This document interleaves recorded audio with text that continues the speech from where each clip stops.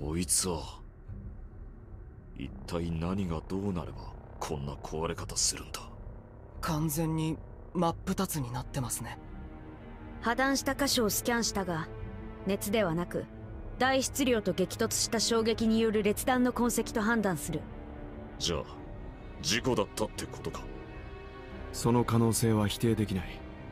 ただ一点妙なことがある。残骸の周辺にだけ特定の物質が大量に浮遊していた。周囲の岩石やデブリには含まれていない成分だった。今解析に回している。アドミニストレーターコロがオーバーマンゴーの成分分析能力を限界まで引き出し、該当物質の調査を行っている。 AI レコロとデータを更新しなければならないのでしばらくかかるが、半日程度で完了すると思われる。いや、残骸はこのままここに残す。まともな艦ならブラックボックスが一定期間信号を発し続けるはずだ。オーベルの奴らがそれを拾うのを祈るしかない。仕方がない。オーバーマンゴーは海賊船で、相手は密輸業者。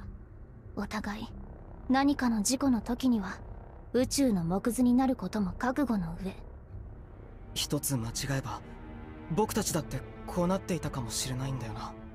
非常なようだけど、さっきの紋章石は回収する。彼らが持ち帰れないのならまだ私たちが使えるから。いや、実はそのことなんだが、先ほどから周辺をスキャンしているが、紋章石を収めたコンテナがどこにもない。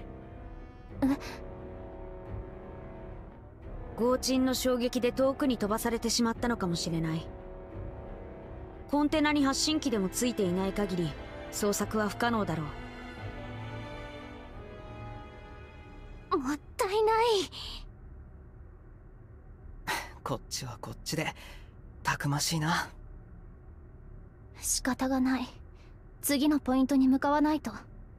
一応こいつらの犠牲を無駄にしないためにも慎重に移動する。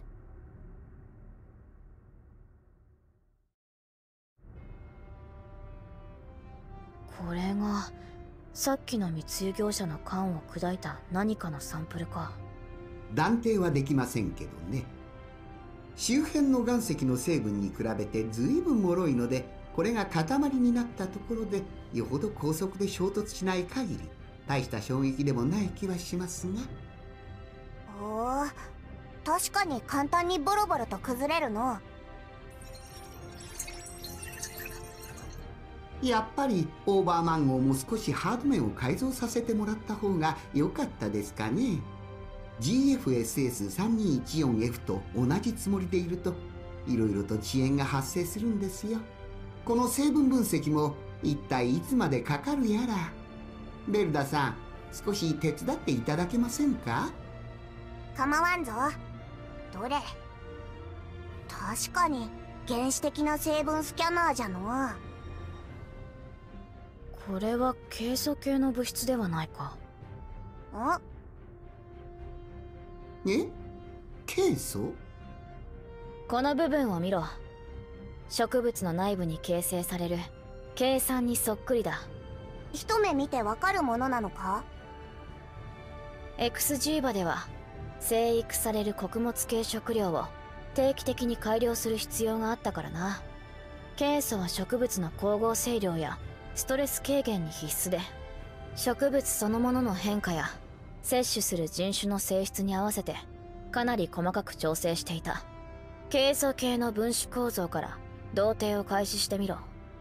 おそらく禁煙の物質だ。わかりました。試してみます。それにしても。どうしてそういう落ち着いた分析ができるのに、リーシュさんやカーリンさんの紋章を前にするとああいうことになるんです？基地か未知かの違いだ。人は己の力で新たに前に進もうとするとき、無様にあがくものなのだ。そういうレベルではない気がしますけど。